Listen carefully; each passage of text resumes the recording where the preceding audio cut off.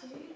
Lovely to see you. Nice to see And you. what is the change that you would like us to work on? I think I have a little bit of kind of low self-esteem at the moment. Okay. Even saying it, actually, I can kind of feel it. Yeah. You sort of stopped and your face went down a bit. Yeah. And low self-esteem in every walk of life or in any particular? I think my career, and I think because I'm perimenopausal as well, Right. so I think kind of going through this kind of transition, and I think thinking about it, kind of a little bit of a loss of identity, I think. Right. Coming into something else, but not quite having gone to something else yet. If that Okay. makes sense. No.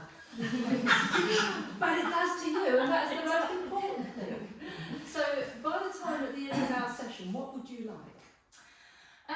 Just to feel kind of confident to move forward. Okay. Yeah. And is this in work or is this in life?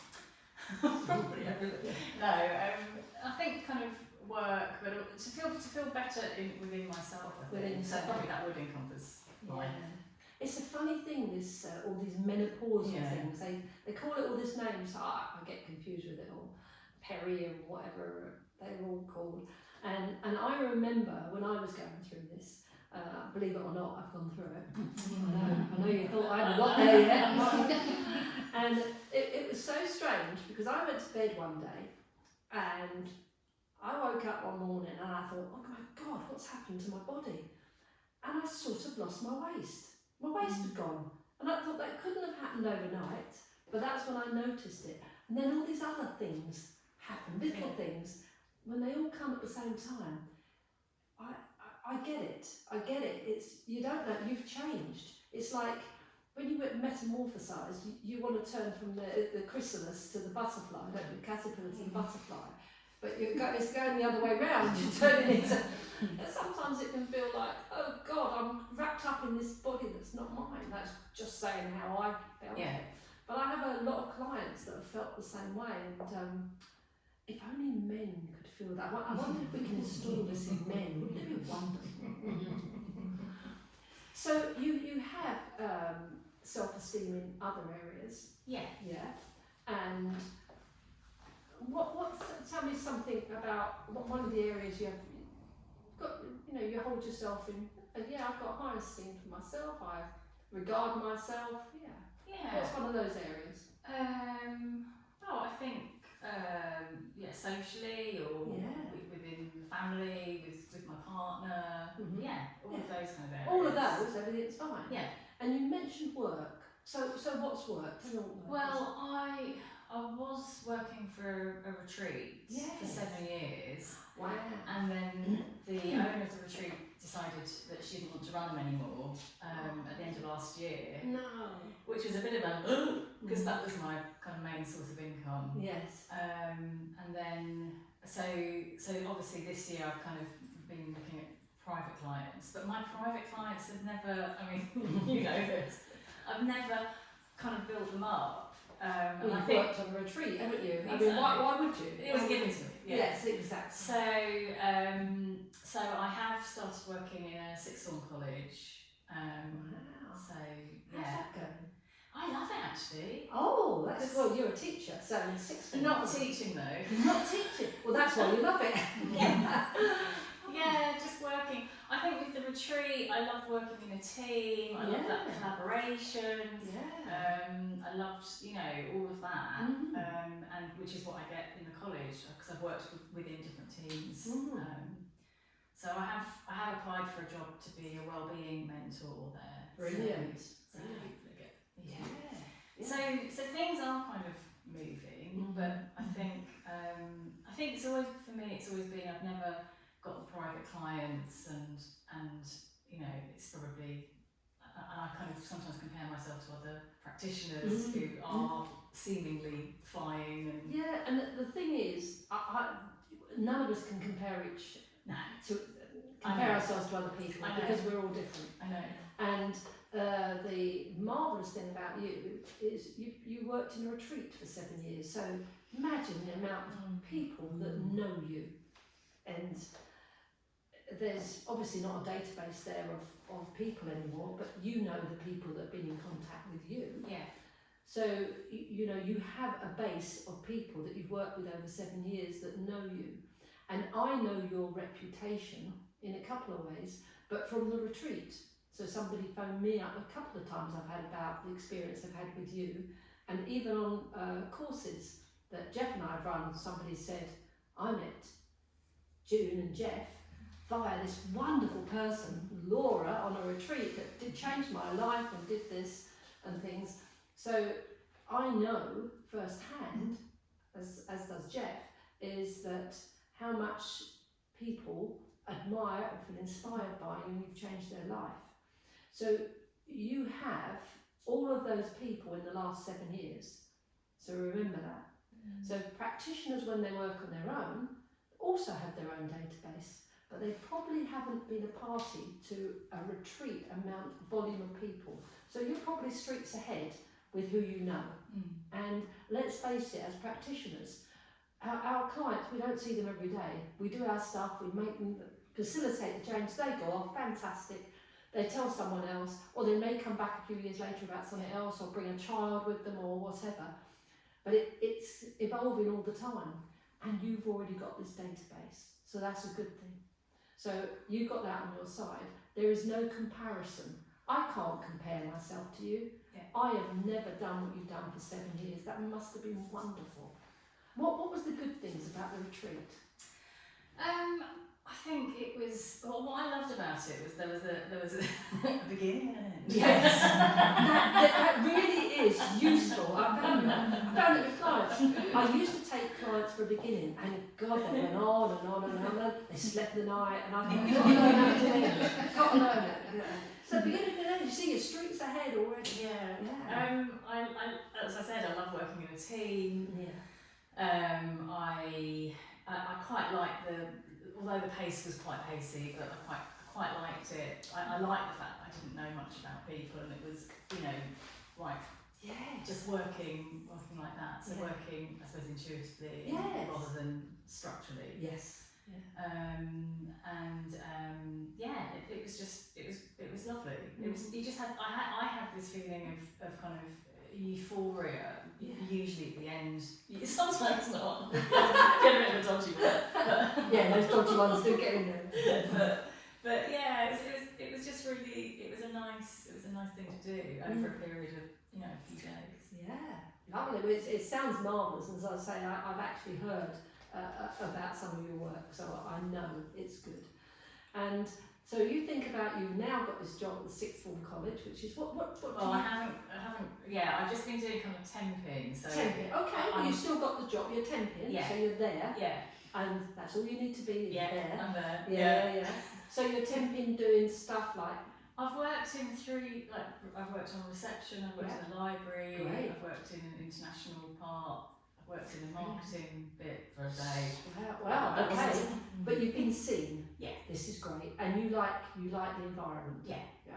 And now you're putting yourself forward for wellbeing. Is this for the temping, or is this for This is for a real job, which is a little bit because I've had 10 years of being quite free and coming back into But it's a part-time role, so I can still do my stuff as well. Yeah. If I get it. And if you got this job for wellbeing, that would be a good thing. It would, because again, it would be some money, you know, regular money coming in, which is kind of what's needed. Yeah. And when you're doing this temping, have you got self-esteem when you're doing the temping? Yeah, because I get some really nice feedback, and they really kind of value me, and great. It's been really nice. Yeah. So when you said low self-esteem with work, are you meaning then about getting a job? I think it's in my own private practice. So since not having a retreat and then going back into my own private practice, it's been a little bit, not really happening. Well, I do get odd clients, not very odd clients. Yes. I think a lot of us get odd clients.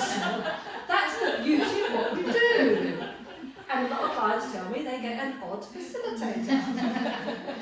So that's nice, yes. What are you doing to get yourself out there? Because I didn't know that you weren't at the retreats. Well, this is it. I haven't, you know, and this is one thing that I always kind of falter on, which is the marketing side, which is being visible and all of that kind of stuff, which I've always been a bit like, what to do that myself? I'd rather work for somebody else and they do all of that. And so yeah, that's always been the bit that I didn't really like. And you know you don't have to do all that marketing bit. No. Because I've got somebody who does mine. Yes, that's true. And a lot of people have somebody that does theirs. Yeah. You know, so if you don't want to do it, I always think outsource it. Yeah. That's just me. That's just my opinion. If you don't want to do the things that you love. Yeah. So the self-esteem comes into, for some reason you're not getting the clients. And I think that's been my thing for ever since I started, you know, 10 years ago, that I feel that I don't get, you know, the turnover of clients. So when you were in the retreat, were you looking for private clients then? No, not really, no. So we can't say for 10 years. I'm just splitting hairs here, because you might have felt that before you started the retreat, but then you've done the retreat, so 7 years you've had clients in the retreat. Yeah. And now you're out of that again. Yeah. So you're in a place that's unknown because you had to do it yourself. So you're in a fresh place. Yes. Yeah. That's also good. So when you, if you think about all the tools you need to go forward to get this up and running, just asking you, if you get this job as a well-being person, practitioner, whatever the name is. Yeah. You said that's part-time. How much is part-time?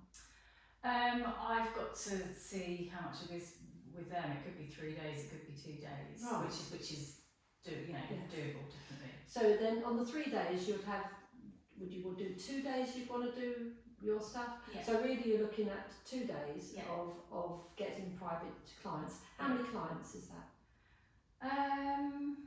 Well, it could be 6. So three a day. I don't want to ram them in. No. No, you don't. so six clients a week it could be, and then you feel fulfilled. So have you taken all the steps like website and all of that? I think I've got to again redo my website, and I think I've got to. It's a bit confused. I think I've done too much almost, which isn't a bad thing at all. Yes. But I think it's a bit confusing maybe for other people. So yeah, okay. I've got to do some tweaking, and I've been putting off doing that. Right. Yeah. So you've got things like websites to do. You've got marketing to do. And who else knows? I mean, are you on LinkedIn? Yeah. Has your profile changed there that says that you're looking for? Or whatever it's meant to say. Yeah, I need to have a look at that. Yeah. Because I think it's really difficult when you've been working in a retreat for 7 years, and as I say, I knew you were working there, and I still tell people and send them to you to say that Laura's there, she's brilliant, go to Laura. I would have carried on doing that, I had no idea. So if I don't know, and I think I'm quite on the ball what's going on, there is loads of people. So do you have a database of names of people that you've worked with on the retreat? No, because as part of my contract with the retreat, we weren't allowed to do that. Yeah, I understand that, but now the retreat no longer exists. No, I mean the odd few, but no. And you don't know anyone's names? No. Shame. And I mean, there's always, you can speak to the person that's got the database list. Yes. I'm just saying the things. I'm not telling you what to do. I just think it comes to my head. When a person's finished doing something and they've got a list of all these people, it might be valuable for them. I think the owner of the retreat works with a lot of the people. Oh, okay. So it's not one that she'd sell on. I don't think so. No, okay. She's a hypnotherapist. Oh, okay. I didn't know that. Yeah. I thought she yeah. But is your relationship good? Yeah. Well, then you've got recommendations. Yeah. So thinking about this low self-esteem that comes with what you said, work, getting your work up and together, you know you've got practical steps you've got to take. Yeah. This is not going to happen, and I say this to students whenever they're coming through either to hypnotherapy, NLP or coaching. people need to see you. So you need to be on LinkedIn, you know, on Instagram, on Twitter, you need Facebook. People need to see you because on average it takes somebody apparently 2 years to decide whether they want to come on your course or they want to work with you. They do all the check-in to see that you're around and that you're not a fly-by-night. And it takes that length of time. So there is going to be a little bit of time of getting this up and running. But what you can do is you can let people know. So how else do you think you could let people know that you're now here? I'm here. I can do this thing. I don't know. It's social media, and I don't like social media. Yeah. So that's my other Mm. you know, area. And are you the only person that can do the social media? Do you know anybody that can do it? Not at the moment. I don't think money-wise, I'm not in the right position to kind of pay somebody else to do it yet. Yeah. Although that would be something going forward, definitely. Do you have the skills, although you don't like it, if this meant you getting clients in, do you have the skills to use social media? I do. I mean, I'm on Facebook, but you know, that's only a certain generation, isn't it? Apparently Instagram's the thing. Insta is, and these reels that I don't know how to do, but and it's all the kind of TikTok, so it's just oh yeah, no, I've never done this. It doesn't really. TikTok was a little. Oh, it's Tic Tac. Yeah, I've seen other people do them, and I'm sorry if anybody else. But it's just not. Yeah, and I don't. You know, it's each to their own. As I say, I don't do my social media. Someone else does. And then people tell me that I saw your post, and I thought I'd better read it because I don't know what it says.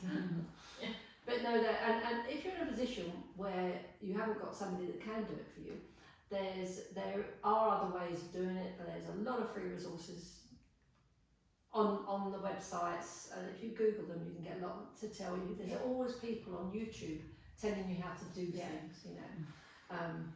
But let's think about this low self-esteem thing. So how is that holding you back? Because let's first of all, what I want to understand is what these two things look like. So self-esteem and low self-esteem.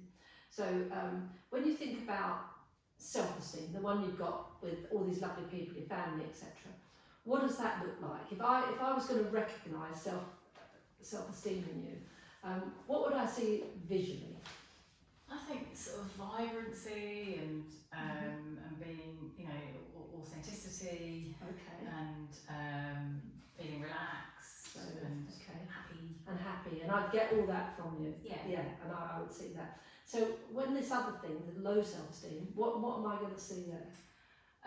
Well, I think it's a lot of fear. I think it's always been a lot of fear about being visible, and you know, and it's a bit frightening to kind of. I know when I saw you this morning, I went, oh God, you frightened the life out of me. But Halloween's coming up. You're all right. It's been fine. So I think it's about, you know, for me it's about being visible, I think. Yeah. And by being visible, is this social media visible?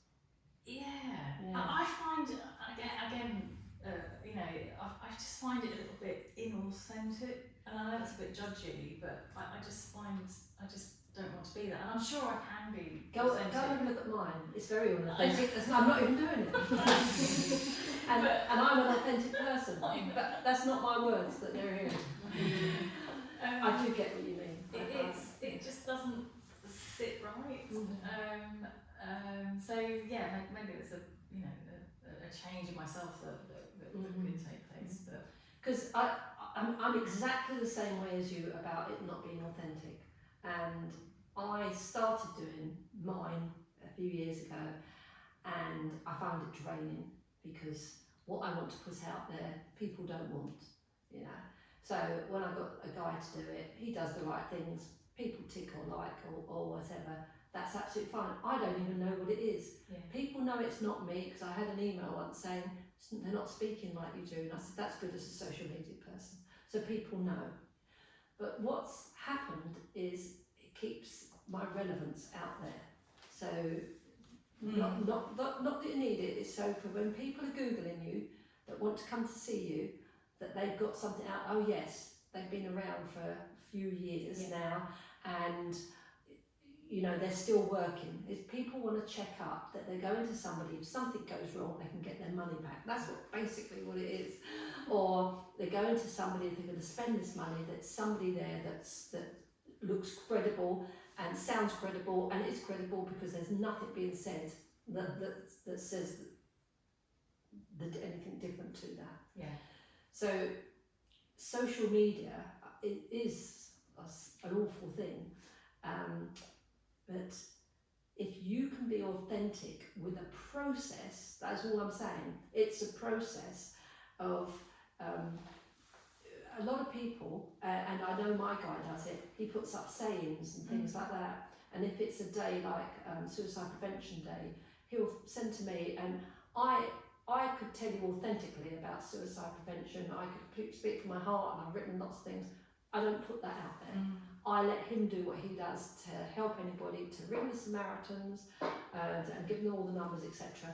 And that feels authentic to me because I don't want to share some of my stuff, because that's not what people want on that day. They want numbers if they're not feeling in the right place.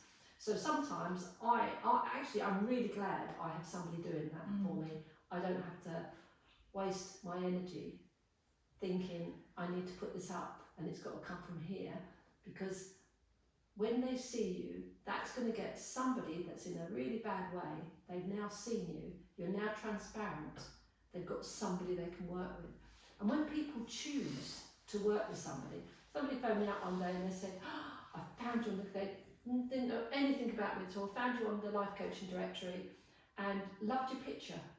And they chose me because of a picture. And the picture told them age, so it said that I was a certain age, and experience, and that was my picture. So people will like us for different things. So it is good to be seen, and the authentic bit, it is down for you to sort out what you mean by that, because it's different for all of us. But I want to work out on the low self-esteem. So this low self-esteem, and you describe them, that you're not visible. So do you believe you can ever have self-esteem or high self-esteem in this area of building up your business? Yeah, I can. I think it's about being really a belief in self and a belief in what I do, which I do kind of have, but it's almost like stepping in. I feel like I need to step into something and I haven't quite stepped into it. Shit. Not Well, let's step into something, yes. But you need to step into something. Yeah. Well, let's just do something here. I hope this is going to work, because we're being filmed. Standing up. I'd like to do something standing up. Would that work? Yes. Right, Let's stay back there. Let's stand back here. We'll take our chairs back here, because we're both quite tall. So I want you to think about you when you're with your family and you have this self-esteem. I'm not going to say it's high or low or anything. It's this self-esteem that when you said it, your face lights up. It's you. It's authentic. This is you. And I want you to just look forward for the moment, and I want you to be this authentic you. And just close your eyes for a moment, because it's easier with your eyes closed, that you can concentrate on you on the inside. But I want you to just be with yourself now, as you are, this authentic young lady that has self-esteem. I knew that made you smile. Always makes me cry out laughing when someone says it to me. Yes. That's it. I know. That's perimenopause. What are you talking about? You are still young, believe me. If you compare yourself to me, you'll always be young. That's good. Good to know. And just there, just while you're here now, just get in touch with each and every part of you that knows what this thing is, this self-esteem, this authenticity. And know what it feels like in your body. From your toes, all the way through your body, your torso, up to your head, through your face, through your heart, through all of your organs, through your blood, through everything, all the cells in your body. What that feels like to be the authentic you. and knowing that when you're the authentic you, what your voice sounds like, and also what you hear, and how you hear such positive things because you have self-esteem. You're the authentic you. How's that feeling? Yeah. Really nice. So I want you to open your eyes now, and I want you to take a step back. Now, step back here. You can open your eyes for a moment, because you were with you, the normal you, the you that presents herself here, the you that everybody sees and that people know. And it's the you that you know. It's the you that you know on the inside is authentic. And then you have these times where you have this thing called low self-esteem for different reasons. Could be about this perimenopause, but you know, it's peri. To me, peri, sparkly, bubbly, prosecco. Can't be that bad, can it? And this going to work, finding new clients, which is a new thing for you. But I always find with new things, things can be exciting. You can be curious. But now I want you to close your eyes and put yourself in this place that you call low self-esteem. How this feels inside when you feel this thing where you don't feel authentic and you're starting building up your own things. And you don't want to use some things at the moment you think are not authentic. But notice how that feels in your body. And if you could feel your organs, what that would be like in your organs. And each and every cell in your body, what it feels like when you don't have this self-esteem. And how it affects what you're going to say, what comes out. And how people view you from the outside. And how you hear things. Whether you hear things and they come through positively, or if they go through a filter of this low self-esteem and they change before they land on you. Now, what I want you to do, I want you to take this off. I want us to take this off as if we're going to put it into a whole complete bubble. Just like when we talked earlier about being a chrysalis. You can be a chrysalis and a moth, or you can be a chrysalis and a butterfly. And then I want this, allow you to take this off. To take this whole chrysalis off of this thing that was called low self-esteem. Just want you to remove it. Remove it all. And take a step forward. Take a step forward into the Laura with self-esteem. That's it. And just think the possibilities that you've got ahead of you.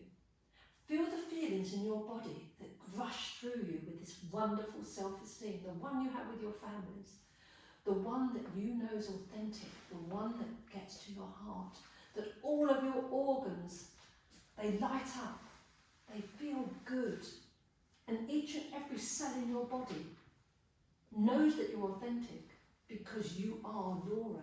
That can't change. You are Laura in every part of your life.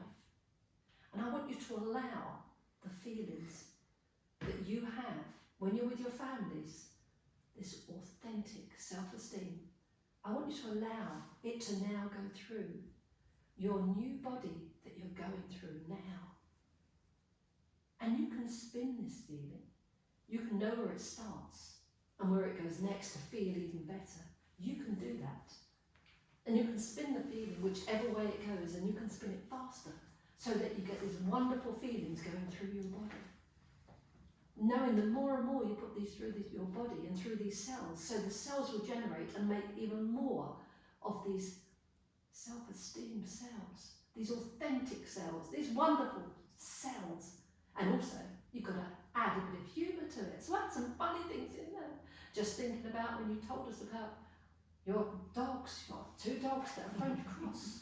Well, I'd be cross if I was French too. I don't know. Yes, the poor little things. And then the pandemic happens and they got left alone. And so the boy dog wrapped off, took off, the girl dog's napping. This is just a normal household that you have. You know, this happens everywhere.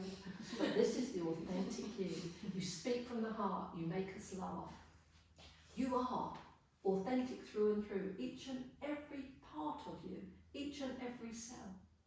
And while you're here talking about cells, there are cells that you have, cells that you've had for many, many years, from even before you started puberty. All of these lovely cells that regenerate themselves. Absolutely wonderful. And when they regenerate themselves, they just bring more and more of those younger cells. And the more you can have of these younger cells, the more they can change things in your body, even faster, so that you can have the things that you want to have.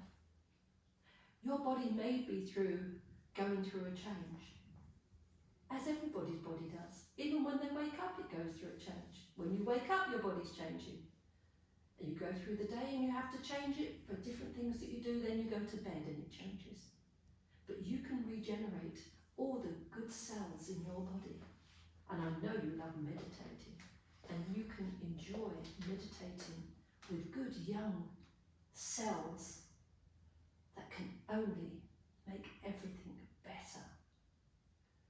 So now I want you to see yourself in the future with this new self-esteem in every area of your life, and knowing what it feels like. When in the past things would have been different, you can now see things differently.